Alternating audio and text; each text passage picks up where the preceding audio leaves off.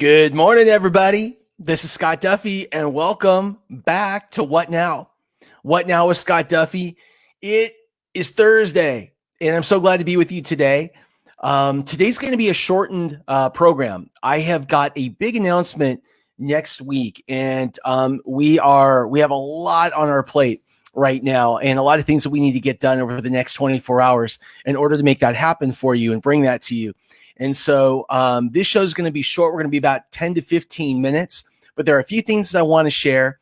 And by the way, as we let this propagate, if you're just dropping in for the first time, please go ahead and in the comments, write down your name, the industry that you're in, and the biggest challenge or the biggest question that you're having today so that I can do my best to shape this show around it. I want to say good morning to Michael. I want to say good morning to Patrick. Good morning to Rob. I hope you guys are doing amazing. It is a great day. We have been powering away on our end all day, getting ready to make a big announcement on Monday with an event that we're throwing May 21st. Make sure to mark it down. May 21st from 8 a.m. to midnight. We've got like 40 of the most amazing speakers out there, founders, CEOs from some of the biggest brands in the world, some of the biggest celebrity entrepreneurs, entertainers, athletes, artists that will all be a part of this incredible event that I can't wait to share with you next week. We have about 30 seconds before we go on radio. And so we're going to let this propagate for just a minute more. But look, if you're just joining for the first time, I want to welcome you. If you're joining us on Facebook, on YouTube, if you're on Instagram, if you're on LinkedIn, if you're on Periscope, I want to say good morning. And thank you so much for joining. And please, again, drop your name into the comments, the industry that you're in, and any challenges that you might be having so I can address those today. And here we go. Good morning. My name is Scott Duffy, and this is What Now with Scott Duffy, presented by SAP Concur. I want to welcome you from wherever you're listening. You can tune in each day at 10 a.m. Pacific time to watch the live broadcast on YouTube and Facebook, or listen nationwide on Dash Radio, or download the podcast. This show is for entrepreneurs, small businesses, and those thinking about starting their own companies. It's for people affected by this economy. Maybe they lost their business, their job, they were furloughed, or they saw all their consulting contracts disappear. It's for people who are asking the question, what do I do now? And how do I come out of this period even stronger? Now, as I mentioned earlier, today we're going to have a shortened program. And I'm going to have to drop off early to get ready for a big announcement that we have next week. And next week, we have 5 amazing guests that are going to be joining us. So we have 5 special guests leading up to that event, and I cannot wait to bring those people to you. In the news today, it's been 8 weeks today. It's crazy to think about that. 8 weeks ago today is when the market crashed. And to me, and maybe to most of us, it feels more like 8 years than 8 weeks. And since then, in such a short period of time, our whole world has been completely turned upside down. In 8 weeks, when you think about it, we have gone from the strongest economy and the biggest economic expansion in human history, literally 8 weeks and a day ago, we were in the strongest economy and the biggest economic expansion in human history, to a market looking more like the Great Depression, which is just still has our heads spinning. Real unemployment, when you add in all the stuff that the government takes out to make the numbers look better, when you add it all back in, it's well over 26%. And based on today's jobs report, that could get closer to 30%. Many businesses are struggling, or they're being forced to close down. Yesterday, we learned that over 50% of small businesses, I think it was 54% of small businesses in the United States, say that they anticipate shutting down, completely closing their companies by midsummer. It's amazing. We're expecting more bankruptcies this summer than any time in history. And what's just, I mean, the more I think about what I'm sharing with you, the crazier it all sounds that this has happened in only 8 weeks. Now, many of us hoped that we'd see relief from the government in the form of stimulus, loans, grants, or unemployment. But who gets access to these funds has really just proven to be pretty doggone random. I've applied for everything. I've gotten nothing. I have some of the most amazing people who are so connected and lead big organizations who are guiding me. I haven't seen anything on programs like EIDL or PP, any of that stuff. Meanwhile, I know people that I've coached, that I've advised, I've actually helped to create their packages. I have friends that have received not only approvals, but they've gotten money in the bank. And so, many of us, again, as small businesses, we have been hoping that we would see relief from the government in the form of loans, stimulus grants, or unemployment. But who gets access to this seems to be totally random. There's really no rhyme or reason to it. And despite all the government rhetoric, we're seeing that the real is that most people aren't receiving the aid that they thought they were going to get or were told they were going to get. Meanwhile, the number of COVID cases worldwide continues to grow. Here in the United States, we still haven't flattened the curve. In fact, the number of cases in several states keeps rising and rising more rapidly. But we got to get back to work. We have got to get back to work. Our country is based on a consumer-driven economy. So the government's beginning to ease restrictions. I am in Newport Beach today. And what is super awesome is yesterday, Gavin Newsom, the governor of California, announced that he was going to be reducing restrictions across the state. Late in the afternoon, our LA mayor, Eric Garcetti, announced that he was going to be reducing restrictions with regard to stay at home. And so that is all amazing. That is all awesome stuff. Now, I can't get too excited because, for example, this morning I was getting a ton of email from local vendors. We're going to be back open tomorrow. We're going to be back open on Saturday. The problem is it's all pickup service. So there's a lot of stuff I want to get at the sporting goods store, but I still can't go in. My favorite restaurant is opening back up on Saturday in Los Angeles.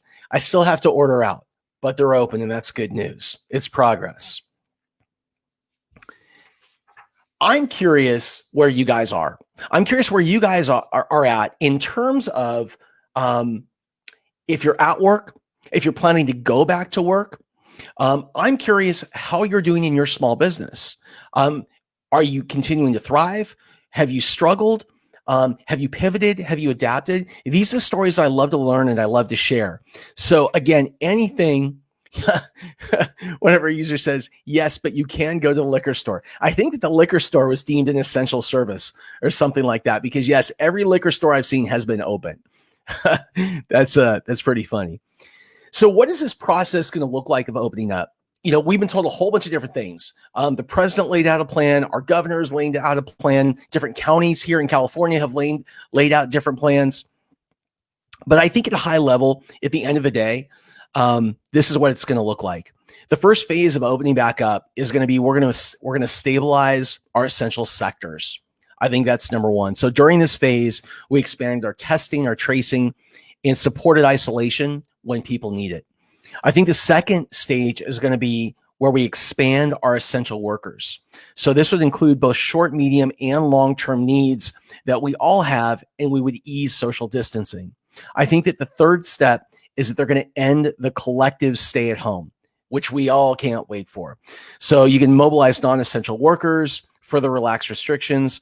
And then step 4 is going to be the full pandemic resilience response, which means that we open schools back up, we return more people to work, and we get back to more of a new normal. That is what I see happening. So there is good news. And the good news is that we are getting back to work. And I just want to congratulate you. And I want to send you love. And I want to send you just amazing light and energy for getting through the past 8 weeks. Because it has not been easy for anyone. And again, I just want to applaud you for that. Because we have a shortened show today and we have just a few more minutes, what I wanted to do is I wanted to focus on some stories today and just share some inspiration, some things that make me feel good. And hopefully they'll make you feel good as well. I think that this is a great time to inject our days with a little bit of levity. I think it's time to have a little bit of fun. And so there are 3 stories that I was thinking about this morning that I thought would be fun to share. And for people who've seen me speak, you may have heard some of these stories, but why not? Let's have fun. So the first story is this. A few years ago, I was invited to a venture capital conference. It was on the big island of Hawaii. And I was so excited to go. The market was booming. And all I knew is it was being put on by this iconic venture capital firm. And the people who would go would be amazing. The founders, the CEOs of some of the hottest, the biggest, the baddest tech brands at that time. And so I was excited to go, but I didn't know for sure who would be there. And the reason is they wanted to keep it all secret. They wanted to keep it secret. They wanted it to be a surprise. So we had to sign this stuff saying we wouldn't say if we were going. We wouldn't tell people what happened while we were there for a certain amount of time. So anyway, so I go to Hawaii and I go to check in. I remember on the first day of the event, here's what happened. What happened was I go up to this desk and say my name, and they give me a shirt. And it was a certain color. And my job was to find everybody else that was there that had the same color shirt, because we were going to make up a team. And the team was going to compete in an 8-hour scavenger hunt around the big island of Hawaii. Like, really fun, really cool. So I start looking around for the people who might be there and be on my team. And I see the first person, and the first person is Dick Costello, who was the CEO of Twitter. I look over here at Sarah Lacey, iconic reporter up in the Bay Area on tech. I look over here, there's Bill Tai, the famous venture capitalist. But we couldn't find the last person. Looking around, I literally bumped into him, MC Hammer. You guys know MC Hammer, Can't Touch This, the Hammer Dance, all that kind of stuff. MC Hammer. So anyway, we go to the first clue. We pile in this van, we go to the first clue. And we get there, and these things were really tough. And there was this, and we read the page, and we read the clue. And me and Bill and Dick and Sarah, by the way, I'm thinking with their brain power, there's no way we can't win. Me and Dick and Bill and Sarah, we're looking at this thing. We're trying to figure it out. We can't do it. Now, Hammer, he's over there. Hammer's over there. He's on the phone. He's talking to his friends, whatever. So I walk over and say, Hammer, would you come over here? Could you help us? I said, no problem. So he walks over. He says, let me see the clue. He takes it, he reads the thing. I think one time he looked and he goes, do this, and this. And he walked away, like dropped the paper, like literally dropped the mic. And guess what? He was right. So we'll go to the second clue. It was in a tree. Hammer, could you come over and help? Sure, no problem. He does the same thing. Guess what? He was right. We had like 8 clues to solve that day. And I think MC Hammer solved every single one of them. It was incredible. And I remember that night, I was in the hotel lobby, and I saw Hammer, and I walked up to him. I go, dude, I said, that was amazing. I said, how did you do that? And he started to laugh. And he said, Scott, you entrepreneurs are all the same. He said, you start over here, okay? And then you have a goal you want to get over here. And he said, here's the thing about all of you. You figure out a way to make things so damn complicated in between. He said, I live my life by a very simple rule, and it's this. I always find a way to the simplest path first. And today, that idea has never been more important, because I look out at the landscape and I see small businesses that are struggling or being forced to close. I see people that have been unemployed or furloughed. I see people that have lost all of their consulting contracts, and they're asking themselves, what do I do? They complicate the answer. They try and come up with a big idea. They spin their wheels doing a lot of things. I'm going to tell you what to do, and it's simple. Ask 2 questions. Go to your clients or former clients, your prospects or former prospects, your family, your friends, the people you love and you live with, and ask them 2 questions.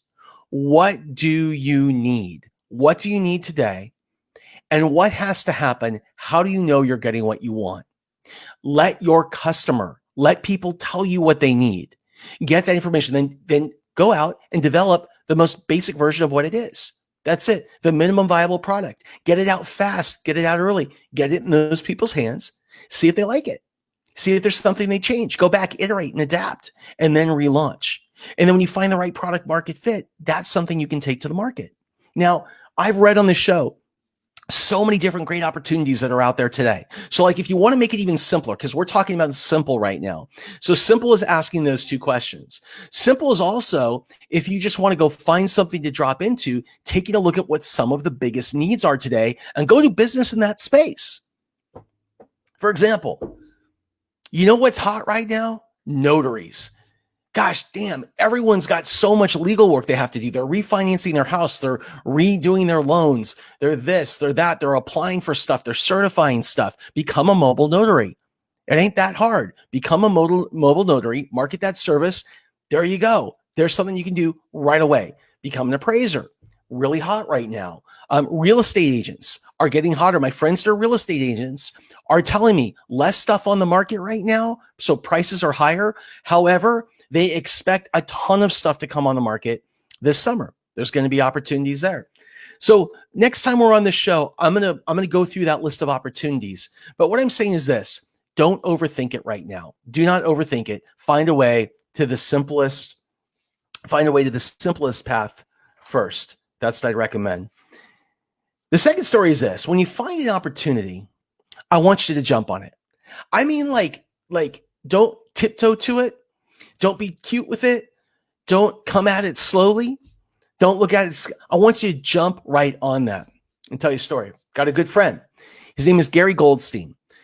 Gary Goldstein is he's kind of a film icon. He's a producer. And when he was a young guy, he always loved filmmaking. And he dreamed of being a filmmaker, being a producer. Now, he was an attorney by trade. And he lived up in San Francisco. And one day he decided that it was time. It was time to head down to Southern California and basically to drop into his dream as a producer. So he did. He came down. He used his legal skills to become an agent. And as an agent, he was a lit agent. He represented writers.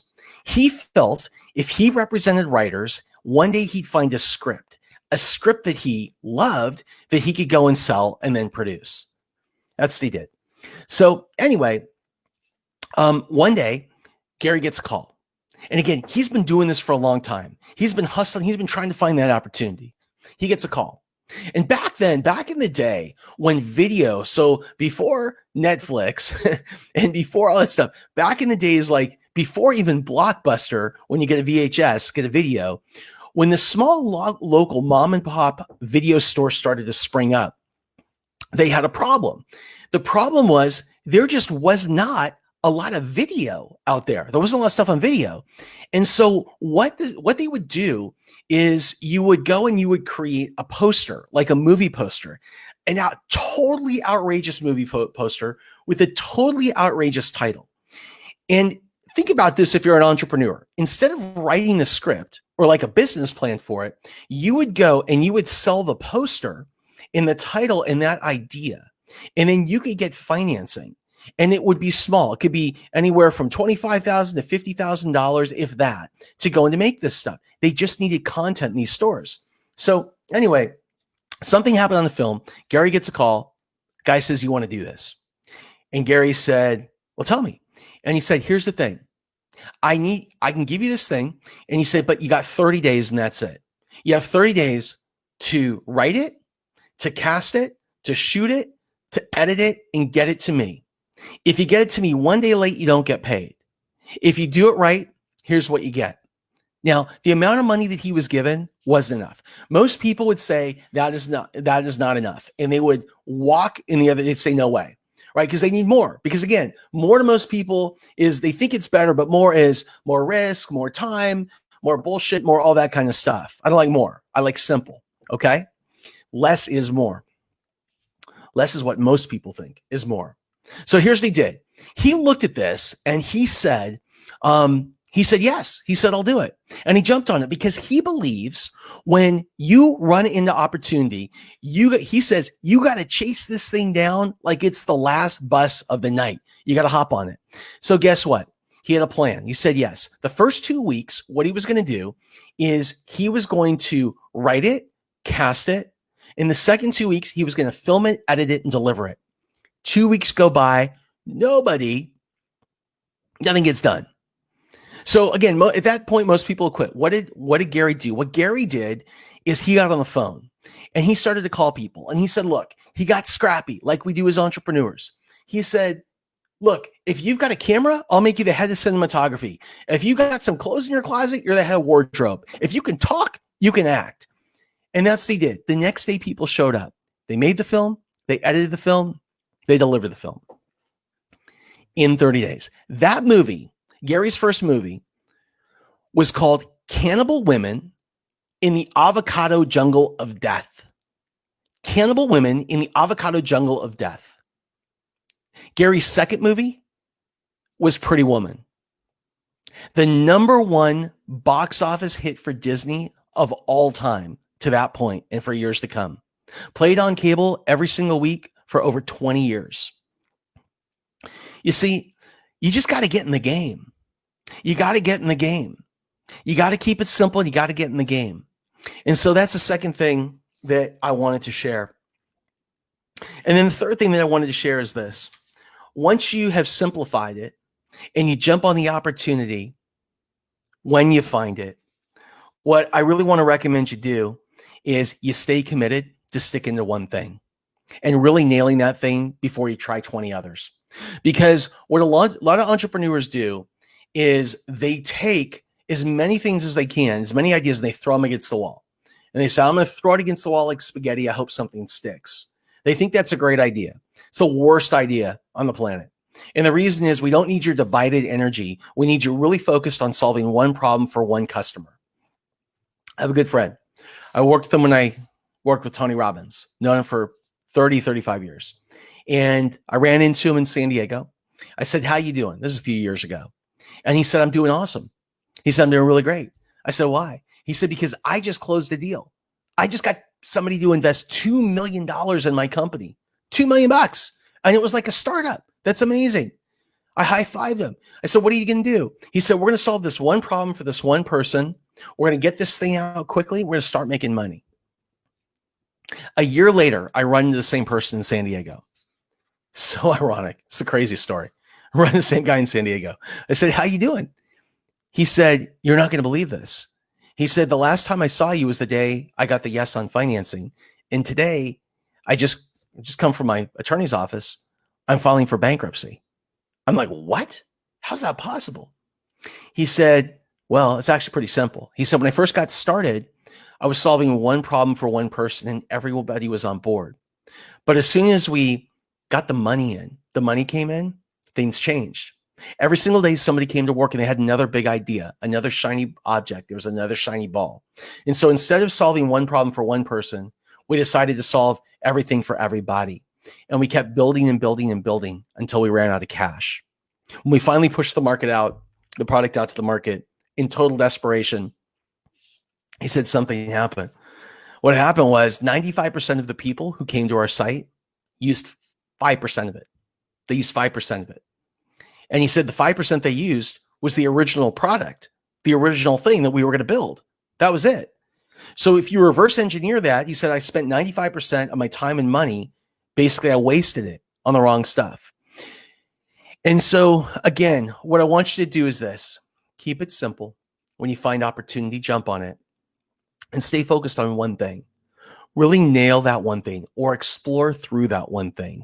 Test that one thing and then move on to the next. I have got to jump for today. This is Scott Duffy. Show is What Now with Scott Duffy, presented by SAP Concur. I'll be back with you tomorrow at 10 a.m. Pacific time. Next week, we have some really big announcements. Make sure to pencil in May 21st, 2020 from 8 a.m. to midnight. We have a big event that we're going to be announced on Monday. Incredible partners, and I can't wait to share it with you. You guys have an amazing day, and I look forward to seeing you tomorrow. Bye-bye.